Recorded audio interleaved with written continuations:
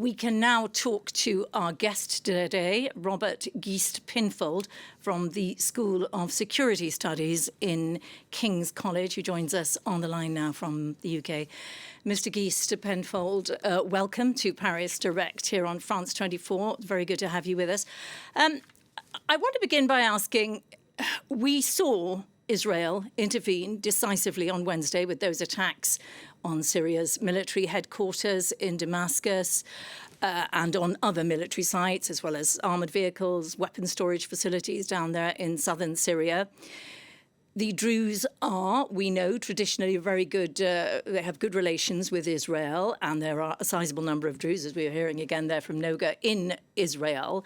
What is Israel's strategy? What is its priority with these interventions? Do you think it is to protect the Druze, to protect Israel, including, of course, those Druze citizens in Israel?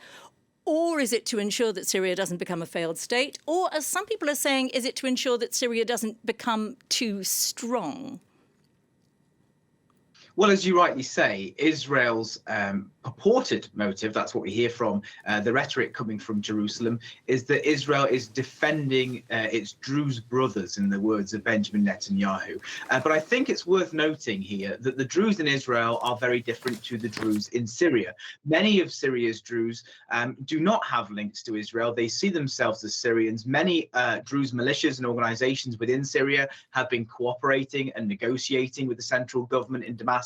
So they might not have been happy with the entry of government forces on such a large scale into Sweida.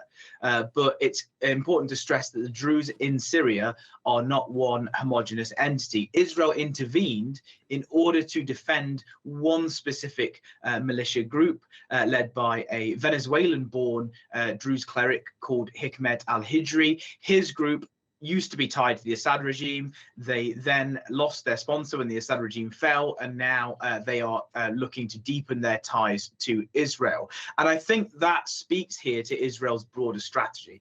I think you have to take Israel's claims that it wants to protect the Druze, and that's why it's intervening, with a pinch of salt. Remember that 600,000 Syrians of all ethnicities and religions were killed during Assad's brutal civil war for over 10 years, and Israel did very, very little to intervene then. So it obviously did nothing along the scale that we've seen here, like striking government targets in the hearts of Damascus. So it's a clear sea change from Israel. And the number of casualties obviously pales in comparison to the violence that we saw during Syria's bloody and brutal civil war. So Israel's strategy here is to keep Syria as weak and unstable as possible. It basically wants Syria to remain a state in name only, very similar to what we see in Lebanon, what we see in Gaza, for example. Israel's policy and broader strategy has changed since October the 7th. It used to have a better the devil you know strategy. It didn't necessarily like Hezbollah being entrenched in the Lebanese border, Hamas in Gaza, and the Assad regime in Syria, but it opted to perpetuate the status quo. After October the 7th, we're seeing a complete systemic change in how Israel pursues its own security. It now is perfectly happy to have power vacuumed on its borders, and it wants to keep all the states around it and its adversaries around it as weak as possible, because Israel now thinks that's the best way to guarantee its own security. I think that's a very, very flawed approach, by the way. This is exactly what started the violence in Sweida. Remember, the violence in Sweida began with a mugging, a petty crime perpetrated by Bedouin against a Druze merchant. It then led to tit-for-tat sectarian killings and vigilante justice. All of this happened because the state does not have a presence in Sweida. There isn't a large general security services presence, and that's because Israel has demanded that the territory be demilitarized. So this demand that Syria be weak actually creates instability and insecurity. It creates violence within Syria, and ultimately it means Israel gets sucked into these conflicts. Well, you know, you say that this started partly because the state didn't have proper security apparatus in the area. And we're hearing now that Al-Sharaa has said that security for the area will now be handled by religious leaders and some local factions. What do you think that will look like? And can we assume the US pressured them to say that?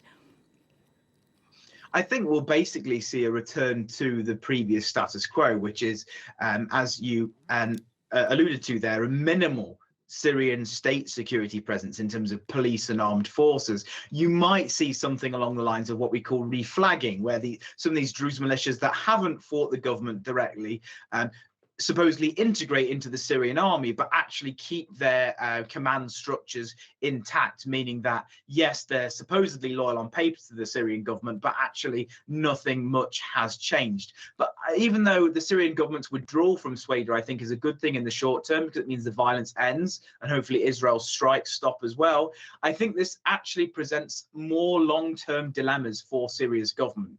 In many parts of Syria, it does not have effective control on the ground.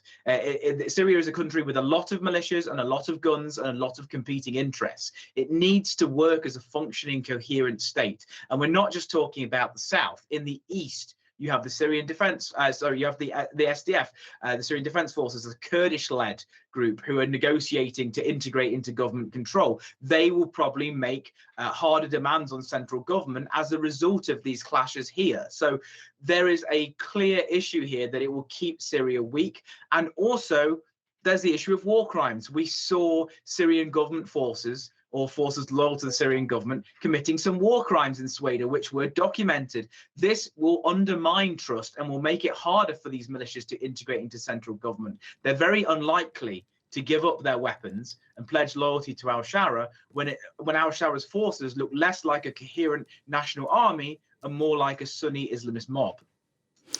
Well, it's really interesting. I do wish we could talk for longer, but we're going to have to leave it there. Robert Geist Pinfold of King's College in London, thank you so much for your time. We really do appreciate that.